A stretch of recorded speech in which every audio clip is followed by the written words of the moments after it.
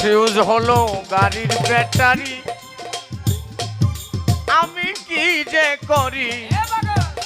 লাইনে লাইনে হেল্পার 6 জন চালাইছে গাড়ি, আগের চাইতে 2টি লাইট,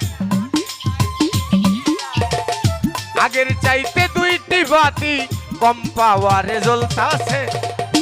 অনুমানে অনুমানে অনুমানে বুঝলাম গাড়ির তেল ফুরাইতেছে বাবা, অনুমানে বুঝলাম গাড়ির তেল ফুরাইতেছে।